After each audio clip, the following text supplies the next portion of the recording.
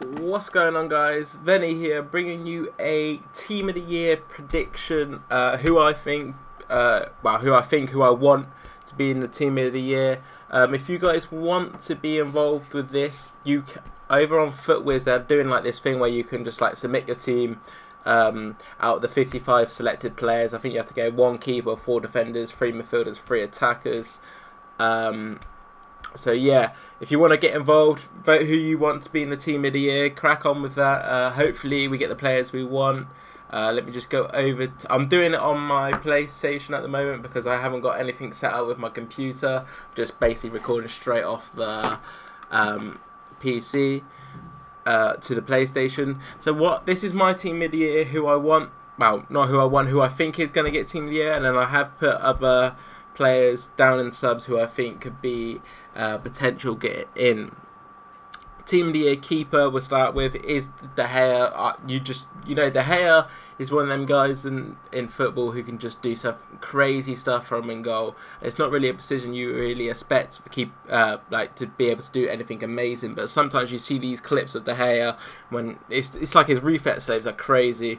But another choice, how I think is actually top 2, definitely with De Gea, is Oblak. I think he's actually the amount of clean sheets Atletico Madrid kept this year is crazy. I think if he went to any club, they would be very lucky, because that guy. I looked at his height on FIFA, and he's not even that big. But when you actually watch him in real life, he looks huge in goal. And it's actually crazy how effective he can be. Defense, I've gone with Kyle Walker, Varane, Ramos, and Marcelo. I think there's one player you can mix around there and then, but I don't know who for, and I'll go into that in a second. But I definitely think Kyle Walker, if they do put a right back, I definitely believe it should be Kyle Walker. I think Man City had an amazing year. England obviously did amazing in the World Cup, so he's well, he plays centre back, but he's still in defence at the time. Yeah, so I think Kyle Walker definitely deserves that right back position this year. Usually we get Dani Alves, but I don't think he's done anything this year to actually deserve it. So I definitely believe Kyle Walker. A lot of people are saying Kimmich, but I just don't think, from what he did at Germany didn't do much. Bayern Munich did the standard of what Bayern Munich do. They didn't really push for anything in the Champions League or anything. Definitely centre backs for me, Varane and Ramos. They're amazing. Obviously, Varane's got to be in Team of the World Cup winner, Champions League winner. I think he's definitely a certain. Ramos, he's the best centre back I think in the world at this moment. The way he plays, he's a nasty guy, but you know, he is very good at what he does. He winds up the attackers. A tremendous centre back, but I definitely do believe a lot of people think Van Dijk deserves it over him. Because of the impact he's had since he's joined Liverpool, which I completely understand. But for me, I think Ramos just done it for the whole year, rather than I think Van Dijk hasn't really done it for the whole year like Ramos. And Ramos obviously won the Champions League. Liverpool didn't win anything, so he obviously has that over him. Left back, obviously it's Marcelo. That guy is amazing in real life. The way he plays is tremendous at left back. I don't think we've seen any left back come even close to him in football in recent time, especially in that left back position. I remember always looking, even on FIFA, when you look at left back options, they're all just quite defensive minded. But this Marcelo, he's just amazing in attack.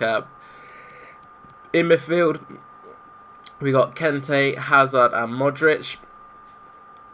Did I say? I think I said De Bruyne. I don't even know if I actually said that, but yeah, if I did, I did. De Bruyne, obviously a masterclass in midfield, very solid. Obviously, it's just Belgium did well in the World Cup. Obviously, City's done well, so I think he's obviously a solid pick for the midfield. And then in centre mid, I've got Kante.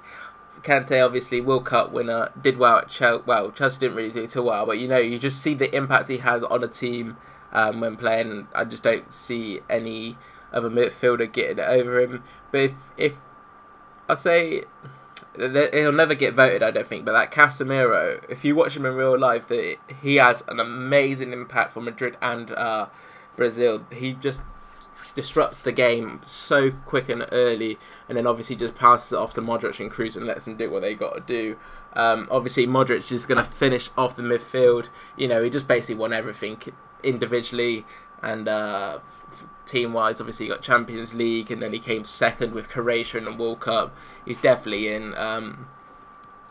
And then in the attack, this is where it gets a bit spicy, I say. I think we've definitely got Ronaldo and Messi. If they don't get in, there's something wrong. Like, these guys, the way they are in real life, is you can't match it. I know, like, obviously Salah's had a good impact this year, and so has Mbappe, but I just don't think they've got the impact and what Messi and Ronaldo have, the fear factor. So I think if there is any changes within the attack, I think it is Mbappe. You could either go for Mbappe or Salah, in my opinion. But I think Mbappe, I think he's just rose to the top this year, really put himself as one of the elite attackers. Obviously, we still got other attackers like Hazard, Neymar, who are tremendous. But Mbappe, the way he played at the World Cup, that pace, I remember like constantly they were just passing the ball to Pogba, and Pogba would just do like a direct ball over the top, like out of nothing. Like, he was miles ahead, and Mbappe would keep it, get to it, and they would like make a huge impact, like either an assist or a goal, or just frighten the defense.